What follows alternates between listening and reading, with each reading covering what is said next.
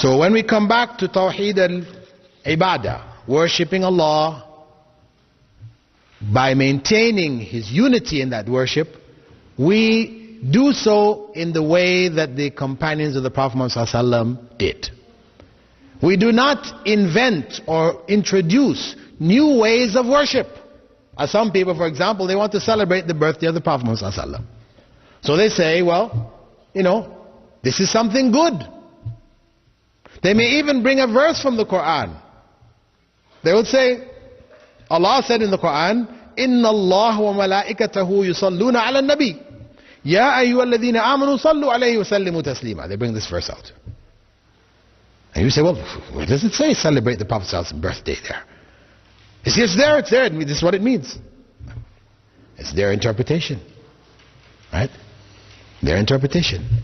The point is that the companions of the Prophet ﷺ didn't understand that verse that way. And that's why they never celebrated his birthday.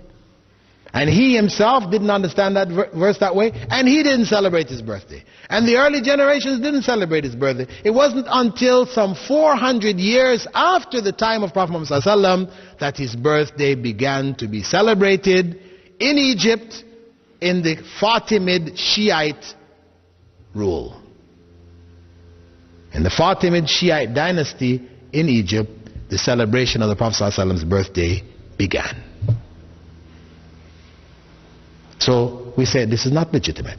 Some people say, well, okay, leave that aside. Just the idea of celebrating his birthday, what are we doing in the celebration? We're only remembering Rasulullah ﷺ. We're asking Allah to bless him.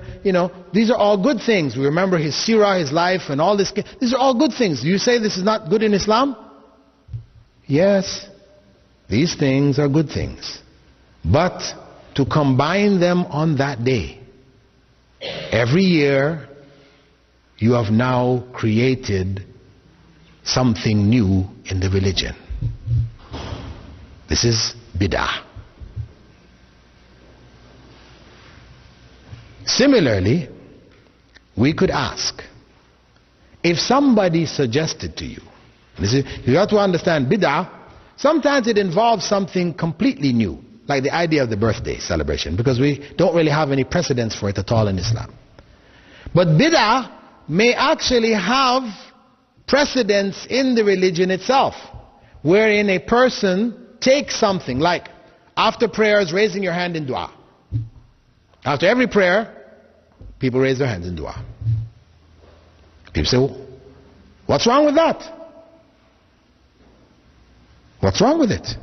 Prophet Muhammad ﷺ said that Allah does not like, or he is shy, that anyone would raise their hands in dua and that they would put their hands down without fulfilling their wish, their desire.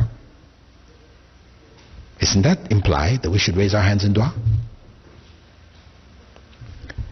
Prophet Muhammad ﷺ raised his hands in the dua of istisqa, the prayer to seek rain. He raised his hands so high, that's how he did it, they could see his armpits. Say, here's the evidence.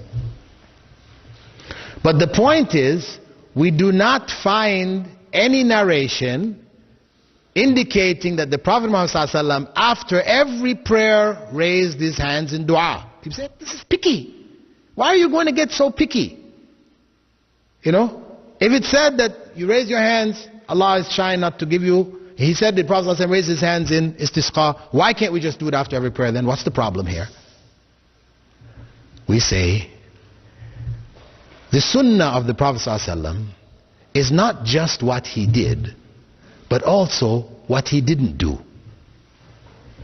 You have sunnah fi'liya, the sunnah of actions which he did, and sunnah tarkiya, or sunnah of actions which he didn't do, which are religion, dealing with the religion. Of course, there are many things he didn't do which he didn't like personally. We're not talking about those. We're talking about things connected with the religion. The things he didn't do, it is sunnah not to do. Very important. Because if one opens this door, that as long as he said this, he said that, we can put it all together and come up with something which he didn't do, then the religion becomes innovated. You can now change the religion at will. Because I can bring something to you. I say to you, Prophet Muhammad ﷺ said, prayer in jama'ah is worth 27 times prayer by yourself. Everybody knows this. He also said, whenever you enter the masjid, you should pray 2 rak'at, 2 units of prayer, before sitting down. Everybody knows this. Let us put the two together. We come into the masjid. I now suggest to you, let us make tahiyatul masjid in jama'ah.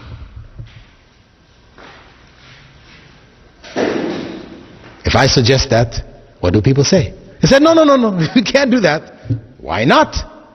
Prophet ﷺ said the prayer in jama'ah is worth more than the prayer by yourself.